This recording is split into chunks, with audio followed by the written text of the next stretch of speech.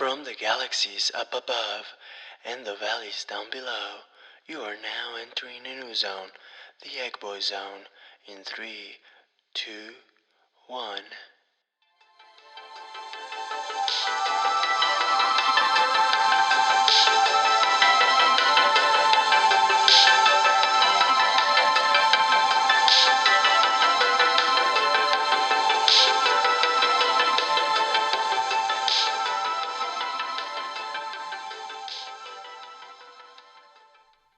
Hello, everybody. This is Yolking Around with the Egg Boy, episode numero tres, number 3. And I'm very, very happy to be with you guys. It's been a heck of a week, it's been a heck of a party. And as you guys can see, I'm going to do a monologue today because the other Egg Boys are out of town. They were not able to make it, but that's okay. It's just going to be you and me, buddy. You and me, girl, talking one on one. This is how this is gonna take place, and hopefully you guys like it. This little monologue that I've prepared for you guys. I've practiced quite a bit. Not really, but I hope that you guys enjoy it. I just want to say that I've loved the turnout that you guys have given us on Spotify, Spreaker, YouTube. YouTube has been amazing, guys. You guys have been viewing, subscribing. It's awesome. Thank you guys for that. I think we are averaging. I'm not very good at math. I'm not good at math at all, actually. But we are averaging 100 views per week. Because I think our first video has 200 views right now. And our second video has 100. And hopefully it continues to grow exponentially, guys. We love what we do. We love bringing content to you guys. We are always hearing and listening to you guys. If you guys have topics that you guys want us to talk about, let me know. DM me. Snap message me, if that's what it's called. Facebook me. You guys know who I am. You guys know where to find me. I'll give you guys the social media. You guys can always hit me up on there. And very happy, guys. Thank you for being part of the Egg family. I am super happy. I cannot stress that enough with the turnout. We're gonna keep continue doing what we do, and that's because we love you guys and we like bringing good content, funny content to you guys, entertaining content. With that being said, if you guys don't know me, if you guys are new to the show, my name is D-Main. Nice to meet you. And today is going to be a monologue, and it's going to be a little reflective. I'm going to reflect on a lot of things that happened this last week because it was a very interesting week. Very interesting. I was gone to Denver, D-City, if you want to call it that. And I had myself a fair share of adventures out there. Adventures that I'm going to share with you guys because they are very interesting, very funny, very very unique in a way, but not really. I'm just like hyping the observations. But the reason why I was out there in Denver, it's because I went to a training for a new gig, new job that I am gonna start being a part of. So I had to go out there for a whole week and a half and I'm excited about it. I'm excited about this new job. But before we start, I just want to say, guys, fall is upon us. Fall is here. You fall lovers, you mother fallers. If you like wearing your cardigans, your boots, your scarves, your beanies, your long sweaters, fall is here, and this is the time to shine. People with that type of love for fashion. Fall, I'm bittersweet about. In the morning, it's cold as fuck. It's very cold. I have to put a cardigan, look like an old man out there, sitting in the car, shivering a whole lot. And then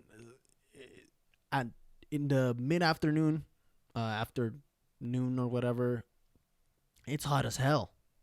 It's hot as heck. I got swamp balls. What the hell is going on with it? I don't understand it. Why does the weather have to be so damn bipolar? In the morning, freezing balls. At night, swampy balls. Well, in the afternoon, swampy balls. And then at night, freezing balls again. I don't get it. That's why I don't like fall, because I don't like having to take off and put on layers. It's too much work. Too much work for a person that's always on the go. But fall is here, and it's here to stay for a couple months. So enjoy it while you can, fall lovers. Uh, when I was over there in Denver, I was trying to upload the second episode of Yolking Around, which was a bitch because I had no. What's up with internet in hotels not being good? The Wi-Fi sucks out there, man. Literally, it sucks. Well, not literally, but it sucks. You have to literally go out there with an antenna and see if you get better reception because Wi-Fi is shitty.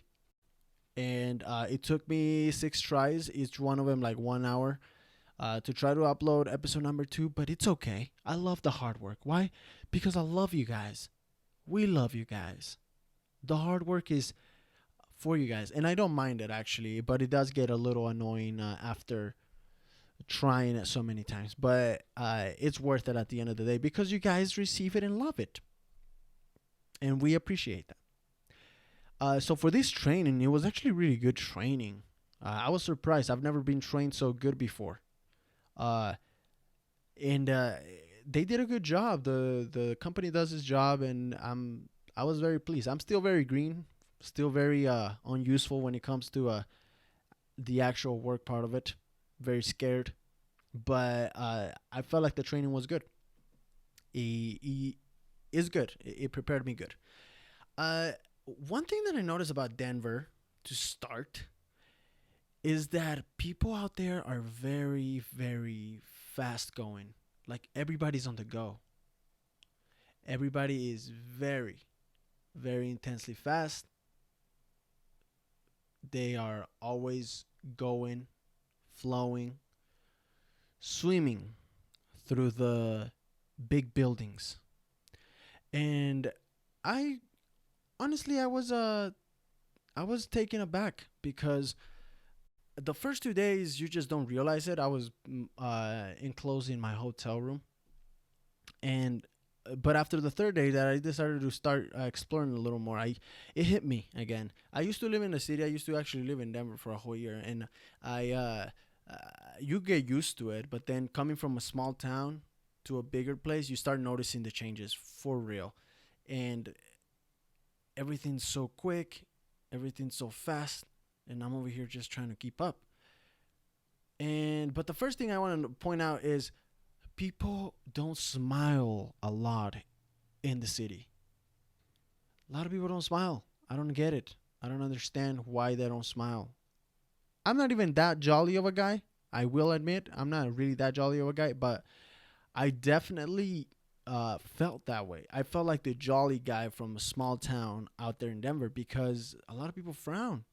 They're focused. They're laser focused on where they're going. They're so focused that they don't even see you close to them, and they just run over you. They just push you around, walking among the crowds of people. Assholes. And then I just feel like people don't smile enough. And I made this little social experiment, being my crazy self. I basically said I'm gonna smile to as much people as I can, and I'm gonna count them. So I smiled at about 50 people. That's as much as I wanted to count because I'm lazy like that. So I counted 50 people, and out of the 50, two ended up returning a smile or a hi. Depressing, sad. What the hell, man? No, it was crazy. And instead of adopting that mentality of saying, you know what, nobody smiles, screw this, I'm not gonna do it. No, I was like, I'm gonna keep smiling. I'm gonna keep doing my thing because I want to be part of something else. I don't want to be part of this crowd that is always angry and mad and sad and all this. I want to change it. If you can smile and change somebody's day, do it, people. Smile more. A lot of people I know are scared of smiling because they'll get wrinkles, crow's feet. Uh, smile, smiling, smiling lines. Who cares? Smile, change somebody's life for the day. Uh, so yeah, I also went into a McDonald's and I went to get a cheeseburger. I went to get a cheeseburger number 3. And as soon as I walked in, you know when you walk into a place and you just feel like this weird vibe, like you just kind of look around and you're just like, something doesn't feel right, something doesn't smell right, and it's not the greasy French fries in the back. Something smells weird. So you approach the register and then you talk to the lady that takes your order, and she's like, "What do you want?" I'm like, "Whoa, okay." Very, very straight to the point, very aggressive in the way she approached me. She made me feel like I was some sort of delinquent, some sort of a thief, ready to punk her. But that wasn't the case. No, I was just trying to get a damn cheeseburger, lady. If you're listening to this, I was just trying to get a cheeseburger, number 3 with some fries and ketchup. And you made me feel really, really uncomfortable. It was the truth. Nah, I'm just playing. But I'm not playing about the story. I'm playing about like feeling uncomfortable. It's whatever to me. But I noticed that. I was just like, whoa, people are very defensive. Like, what's going on? It was very, very intriguing. And then another thing that I noticed is obviously the good old traffic. Traffic in Denver is it's hectic, like every other traffic. But I feel like it's not as bad as California. It's not as bad as New York, bigger cities. I feel like in Denver, if you wake up 30 minutes, 40 minutes before your regular time, and if you're traveling 30 minutes, and if you wake up 30 minutes earlier, you should be able to make it to most of your destinations. 36 minutes, 8-minute traffic hold, maybe a little more. It's not that bad, people, is what I'm trying to say. It's not that bad. I made it to work pretty much on time all the time. But a lot of people are pissed off in the highway, man. A lot of people just cutting, honking, swerving. And it's interesting to see people get so pissed off while driving, because everybody's trying to get to a place and everybody's trying to get there safe. But for some odd reason, when people are behind the wheel, they completely forget that there's other people, human lives behind the wheel.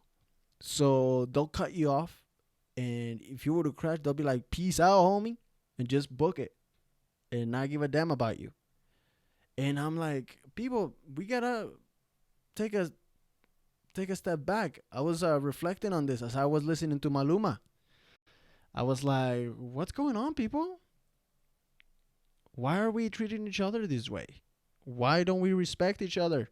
Respect each other's lives. It's very important. We're driving. We're all trying to get to our homes and friends and family in a safe place. Our fiancés, our baby mamas. Please be more careful. I have a interesting story about that, actually. I'm drinking my little coffee because it's chilly. It's chilly, and I like coffee, and coffee's a good drug, just like meth. No, I'm just playing. Don't do meth, kids. Don't do meth. That meth is bad.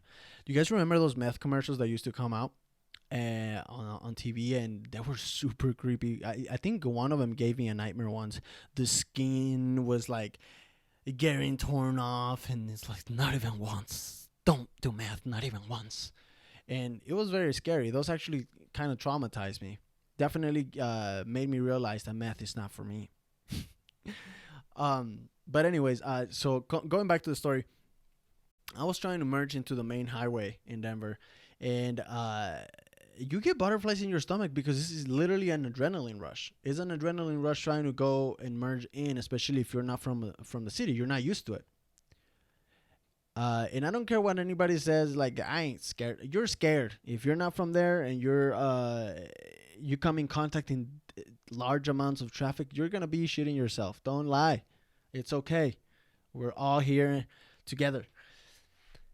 And I was trying to merge, and I was waiting for someone to make weird, awkward eye contact with me to let me in or to not let me in and say fuck off. But this sweet old lady decided to. We were basically driving, and we were like head to head, and she started to slow down a little bit. I'm like, oh, that's sweet. I'm gonna be able to merge in here soon. And as I was starting to merge in, this old lady decides to floor the freaking gas and cuts me off. She trolled me, people. This old lady trolled me, literally. I was trolled by a sweet old lady. And almost died.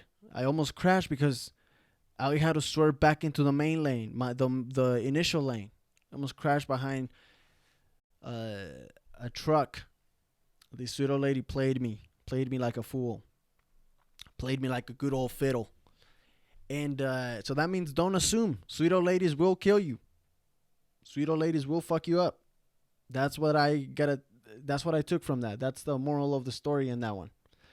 And it was one of those sweet old ladies that have that cotton candy hair. You know, the one that it's very fluffy, and it's kind of see through a little bit, and it looks like if you were to hold up a lighter and try to ignite it, it would just disappear off their head, leaving them a bald. That's the best way I can describe the hair. Very flammable type of hair. Uh, so anyways, that happened to me this last weekend. This last week, and then during the weekend, if you follow me on Snapchat, if you haven't, please do. I post some funny things sometimes. I try to make it interesting for you guys. Deegan and my brother and his girlfriend actually went up to not visit me, but go out there and go to a concert that they were thinking about. So Saturday night we decided to hit the club. We decided to get rowdy out there in Denver, D City.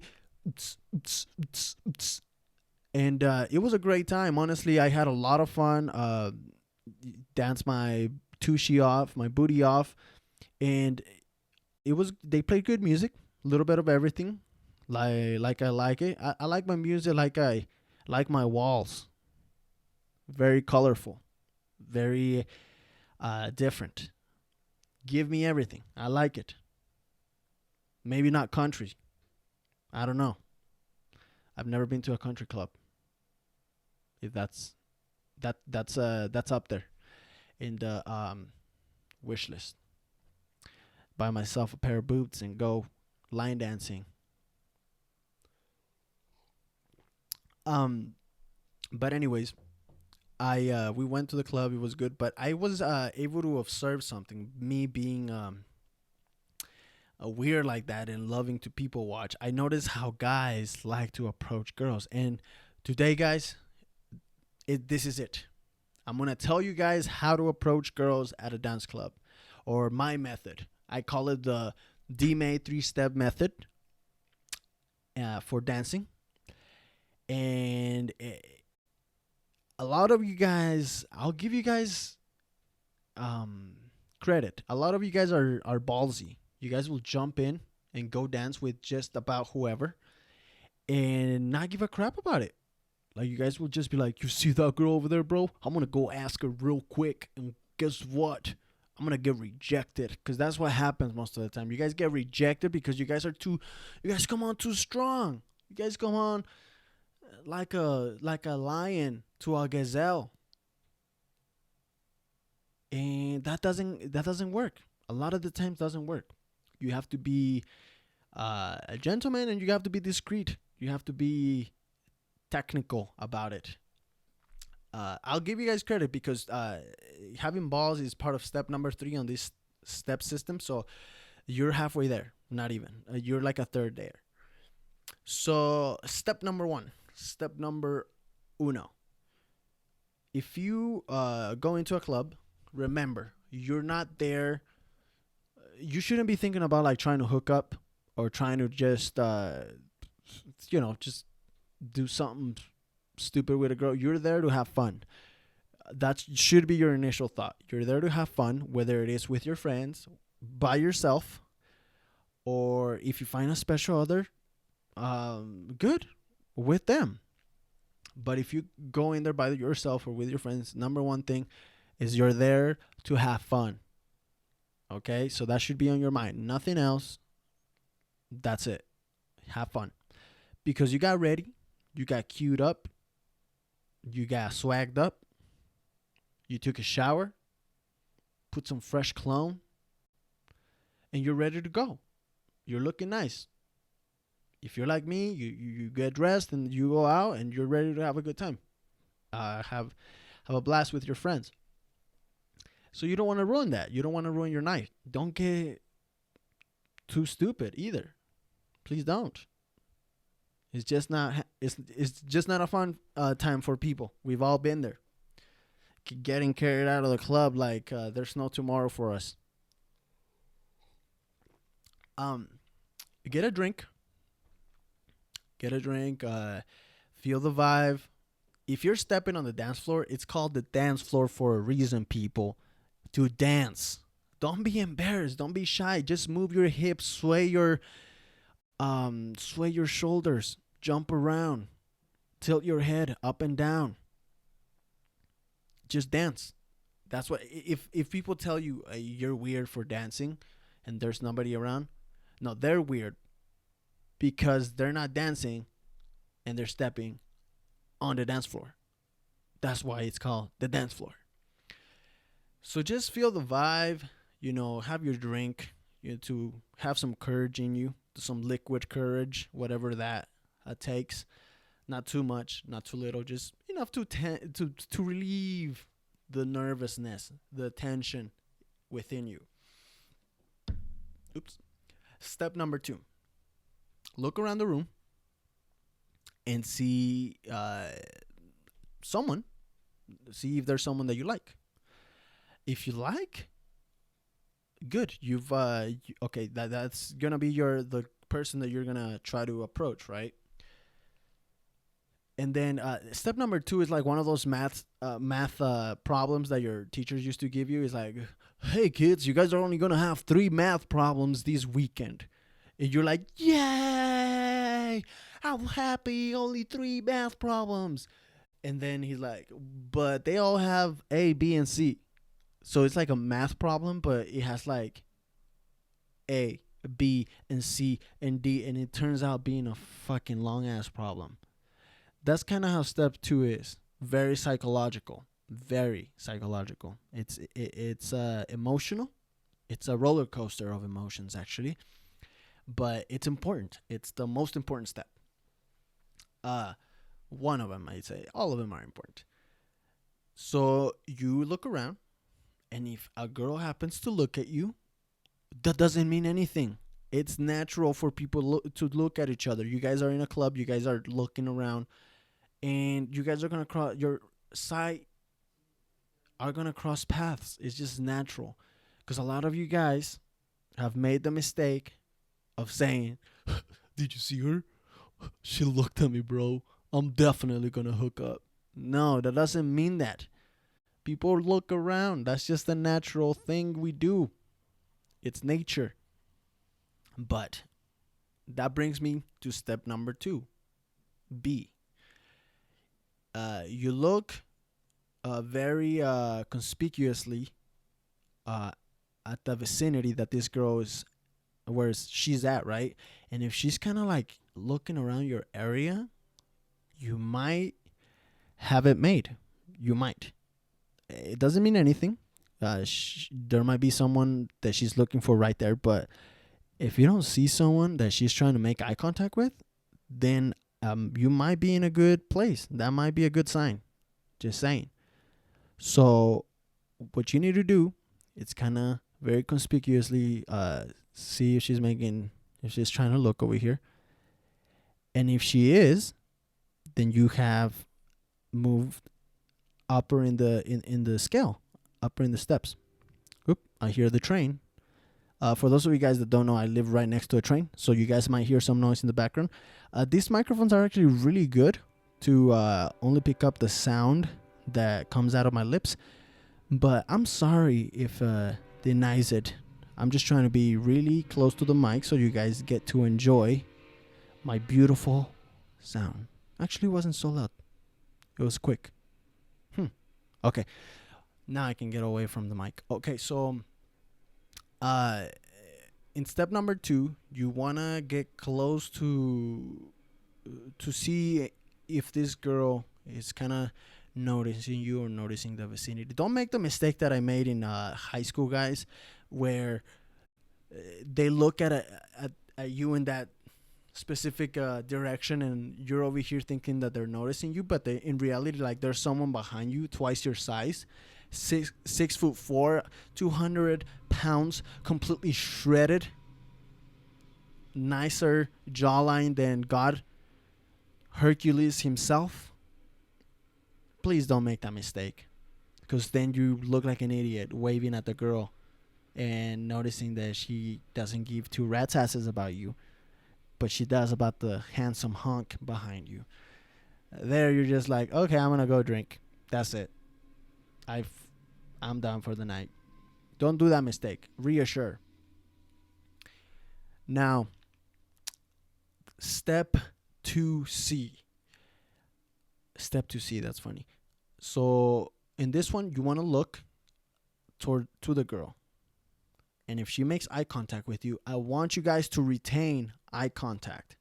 It takes balls, because we often want to look away, or they want to look away. Try to maintain eye contact. Make it known, hey, I'm interested in you, but don't be a creep. Don't be popping your eyes like they're going to come out of your eye sockets. No, just be suave about it. Give her a look. Let her know, hey, I ain't bullshitting. You ain't bullshitting. We're looking at each other. We know that there's no hiding here. What's up? Like, we're looking at each other. If she retains it, she wants to look at you, she's playing this video. She's playing this game with you. This dance. This very good dance. Psychological dance. And then give her a good old little smirk. Don't penny wise. Don't show her your full corn husk. Just nice little smile. You guys know what I'm talking about. Little suave smile, that handsome smile, that one that's kind of like, hey, like, it's cool. I'm not going to do anything. It's cool. And once you do that, if they smile back, you have moved up. Definitely have moved up. Or she's just too nice. She's just too nice of a person. And that can happen, people. People can be really nice and they can smile back and look at you because they're not rude. Or they will just look away and not be interested at all.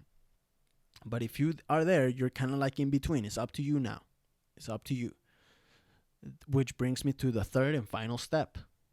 This third step is very simple, but very hard at the same time. Hard because it takes balls to do. Not everybody can. And that is because you have to approach the person. Go approach the person. If she's facing you, who cares? If she's not facing you, who cares? Go approach the person. And if she's not facing you, tap on her shoulder. Tap. Don't get close and try to get your penis as close as you can to her. Because I've seen a lot of that. You just assume the girl wants to dance now.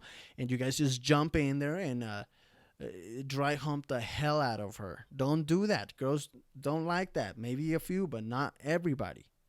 You're a gentleman. Remember, you're a gentleman. Don't try to do that kind of stuff. You're cock blocking yourself. You're a gentleman. You're not in a zoo, even though it looks like a zoo sometimes. Maintain your wits. Keep a level-headed. Tap on her shoulder. Say, hey, do you want to dance? And if she says no, then that's fine. You know what? Because you took your steps. You gathered the data. and then you maybe misinterpreted. It's okay, but you weren't an asshole about it. You were a gentleman, and if the same circumstance happens again with the same person, now she knows you're not an asshole. Now she knows you're there. You're a living you're a living person. Now she notices you, and she noticed that you were a nice guy. So that sticks with them. That sticks with them. That speaks volumes of you. Or she might just say yes, and you have made it. You've followed through the three steps and conquered. And are successfully dancing and swaying with this girl. Or you could get a no because her friend is cock blocking her or cock blocking you. I always feel weird about that. Like, I don't know if the friend is being nice because she's worrying about her. I don't know if she's being jealous. So she's saying, no, if I can't dance, nobody can. Or I don't know if she's just being, like I said, generally nice and trying to protect her friend. Because they'd be like, no, Stacy, he's ugly. He's not even 6 feet tall. Or no, have you seen his mustache? It's crummy and crusty. No. Or they're just protecting her from making a mistake and dancing with someone, and the girl happens to be taken or something like that. So when it comes to friends protecting their other friends in that club, I'm always very skeptical. But I'll give him the benefit of the doubt. I'll give him the benefit of the doubt. Also, if you're dancing, guys, if you're dancing, don't just stand there. Dance, god dang it. Dance. Move your hips, sway your shoulders, like I said. Dance with the girl, because a lot of guys are like, I don't have to dance. She's got to dance on me. No. Mistake. Mistake. If you can prove a girl that you can dance, that's going to stick with them. That's going to stick with them. It'll better your chances of getting a phone number at the end of the night. Move. Enjoy your dancing. Work. You have to work, man. You have to work. I'm sorry. If you don't look like Maluma, if you don't look like J Balvin, or have Bad Bunny's money, that's going to be very hard to obtain. Not everybody is given Hercules' body, Greek god bodies. Some of us have to work harder than others, but we have to work smart. So dance, man. Just dance. If you're not dancing, then it's one or two things. No BS. You either don't know how to dance, or you think you're too cool, and that's always very unattractive in my perspective. I'm not a girl, but I would assume the girls would think that. Or you're too fucked up, honestly. You're just trying to hold on to the wall. But learn how to dance. There's a lot of videos on YouTube of how to like socially dance, make it socially acceptable. Like that movie Hitch, the go to side to side, whatever it takes. I know people are shy, and they can, but you should have a safety net. You should have a comfortable zone where you should be able to dance and not look like an idiot, or look like an idiot. I don't know. I don't care. I've looked like an idiot many times before without needing the help for alcohol. So that is my those are my tips for whenever you are trying to get a dance partner on the dance floor. Also, being in the whole environment of music, what's going on with reggaeton artists? Why do they want to look like tennis balls, dyeing their hair fluorescent green, fuck my eyes orange, screw you purple? I mean, they can pull it off. Like I said, they're handsome. Maluma, I see you. I follow you on Instagram. I know what you're doing. You do it well. But god dang it, just leave a damn hair color. It's too much. It's too much. J Balvin, I know you like tigers. I know you like cheetahs. That doesn't mean you have to be one. No, it's very interesting. Their fashion is they can pull it off. Definitely, they're it's cool. It's cool. I vibe with it. They usually have this color. If you guys can see it, it's a very fluorescent green, very cone-like orange. They look like traffic workers, traffic stoppers, or construction workers that manage traffic. That's what they look like, and they can pull it off. Not me. Anyways, uh, just interesting observation I had for the reggaeton artist. If you guys are not living under a rock like Patrick Star, you guys noticed that in September 20th there was a raid in New Mexico. The famous or infamous, I must say, Area 51 raid, where thousands of people decided to get to this raid because of, I believe, a Twitter post way back. Then in this guy tweeted, "They can't stop us all." I think it was a tweet. I'm pretty sure. Don't quote me. I don't even know what social medias are out there anymore. There's thousands of them. But I think it was a tweet, and he was like, "Hey, uh, they can't stop us all if we all raid Area 51 as one unit." And obviously, this guy did it in a joking manner. And guess what? The internet proved him wrong. Careful what you wish for, guys, especially when you're on the internet. Uh, Now, this guy was trying to stop the people from going because this became a reality. This went viral, like a lot of things that shouldn't go viral. And a lot of people decided to show up to Area 51. They made it an event, they made it a concert, and it got wild. A lot of stupid choices were made out there, like going into the middle of the desert where there's snakes and poisonous spiders and scorpions and dehydration and intense sun, melanoma, guys, shit like that. That was out there. And you guys went ahead and did it. I think that 2019 is gonna be one of those years that it's gonna be considered the most millennial years, just because of Area 51. That is the most millennial thing we've had so far, I think. So very, very interesting group of people that went there. According to my notes, it says that 200 made it to the gate. So the gate where you saw these people standing there with big ass AK-47s. I'm just making up a big name for the gun, just big guns, and the guards basically. And apparently, two people got arrested, which is not bad out of the thousands of people that decided to show up to this place.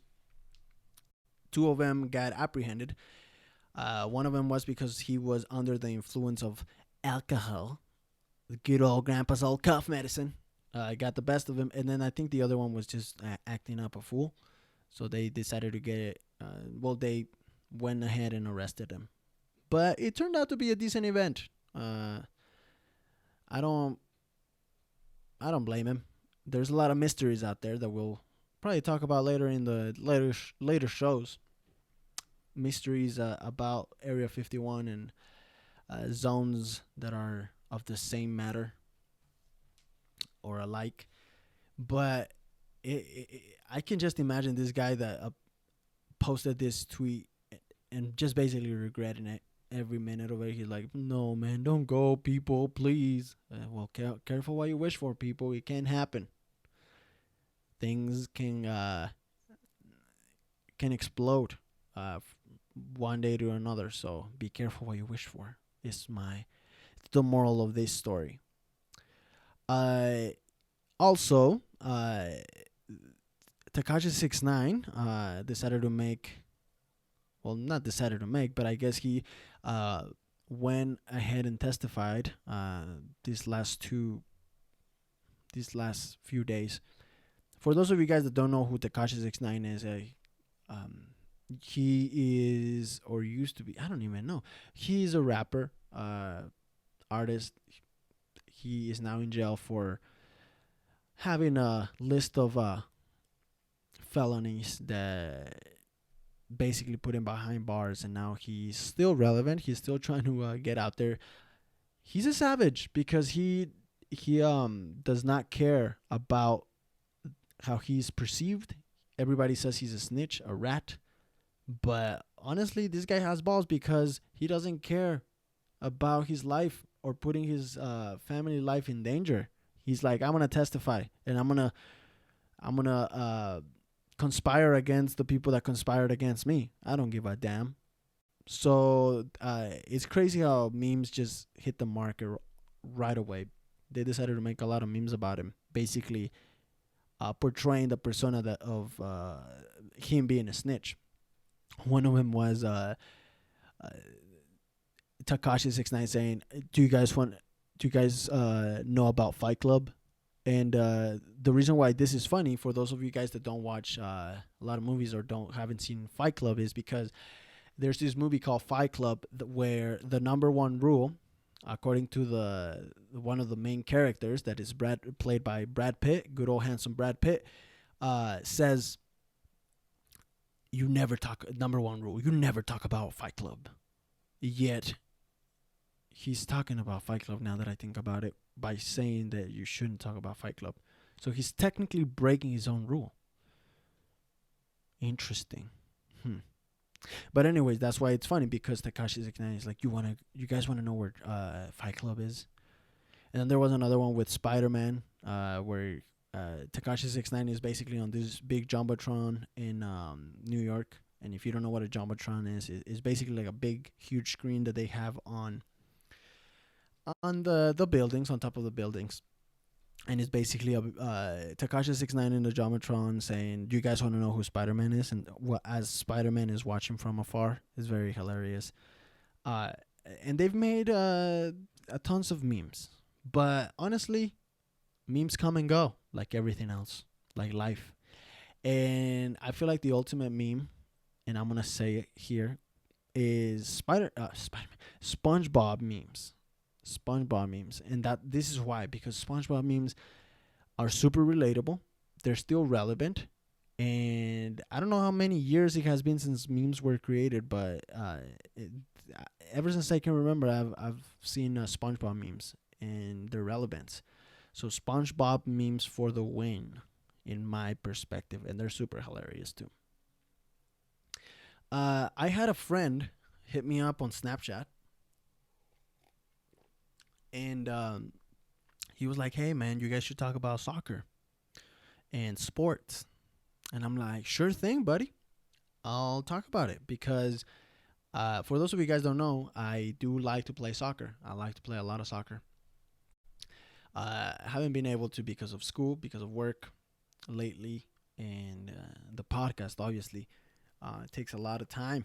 And I wish I could multiply myself like Shadow Clone Jitsu from Naruto, but I can't. Sometimes I wish cloning was a thing, just so that I could be everywhere and anywhere, so that people are not mad at me. But that's not the case, people. That's not me. I am not a cell that can split itself. Not yet. I will be. Uh, but anyways, yeah, I am a Barcelona fanatic. Barcelona is a Spanish team, yeah, a Spanish soccer team. For those of you guys that don't know much about soccer, and it's one of the best teams in the world. One of the best teams. Don't give me heat. I'm not saying the best team in the world, because I feel like if you say your team is the best in the world, it's very pretentious, very cocky, because teams fluctuate all the time. You don't have the same people playing all the time, and sometimes you're good, sometimes you're bad, and you gotta admit that. Sometimes we had bad years, sometimes we have good years. So Barcelona is one of the better teams, one of the best teams, one of the best teams in the world right now, in my perspective, as a Barcelona fanatic.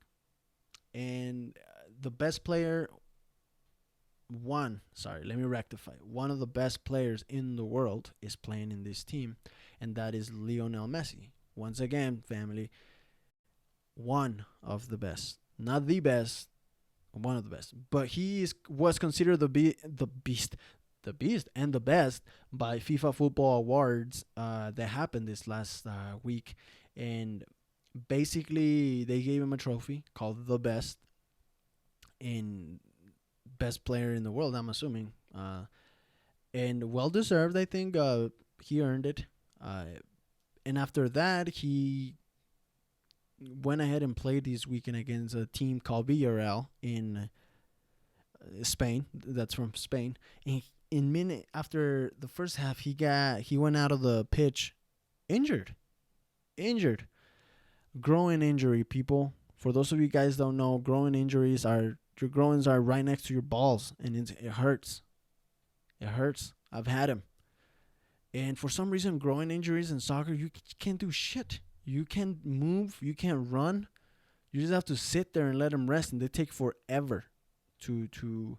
It's like a pool. Like it takes forever for you to heal up from them. And then if you decide to go too soon, because he starts feeling great, you go ahead and pull it again, and there you go. There you go. You get to be at home in your bench, in your bed, and sitting on the bench because you decided to go play too freaking soon, like everybody else. And I think age might be a little factor that's playing into it.